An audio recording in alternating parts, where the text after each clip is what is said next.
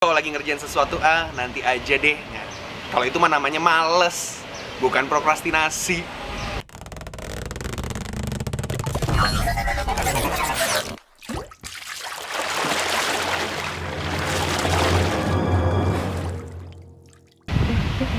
Halo, selamat datang di Jelas ID. Nah, pernah denger nggak tentang prokrastinasi? Banyak yang bilang kok prokrastinasi itu menunda-nunda. Jadi kalau lagi ngerjain sesuatu, nanti aja deh. Nah, kalau itu mah namanya males, bukan prokrastinasi. Prokrastinasi itu gini, jadi kalau misalnya kita lagi ngerjain sesuatu nih, sesuatu itu adalah hal yang penting. Misalnya adalah menganalisa data. Ya, ini adalah prioritas utama banget. Terus tiba-tiba kita ngerasa, aduh pusing banget nih analisa data. Kayaknya saya mendingan baca buku dulu deh. Baca buku dulu tuh menurut kita bisa jadi sesuatu yang penting. Tapi secara strata, sebenarnya tuh misalnya sebenarnya masih di bawah dari analisa gitu. Di bawah dari pekerjaan menganalisa. Nah, itu yang disebut dengan prokrastinasi. Jadi sebenarnya merubah skala prioritas. Yang tadinya prioritasnya harusnya A, karena kita nggak suka sama si A ini, si A diturunin digantiin sama si B. Yang dimana tadi kalau contohnya harusnya nganalisa, dia malah baca buku.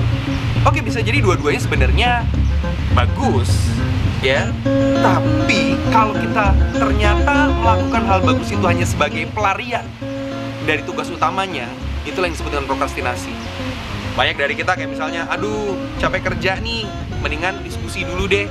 Karena bisa jadi diskusinya nggak ngefek sama pekerjaan.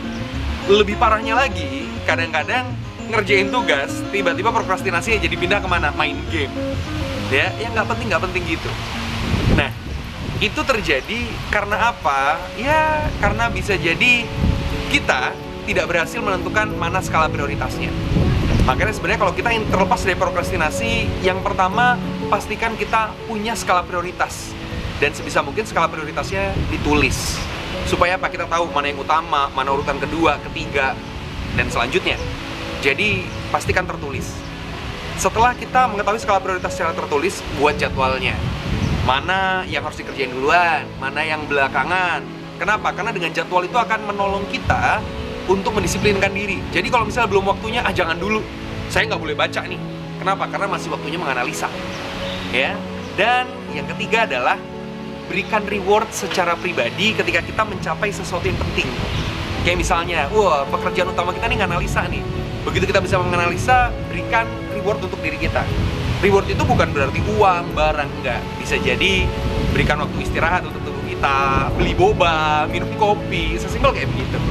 Jadi pastikan kita tidak mengacaukan skala prioritas kita agar kita tidak menjadi pribadi yang prokrastinasi, yaitu mengganti dari skala prioritas menjadi diturun-turunkan.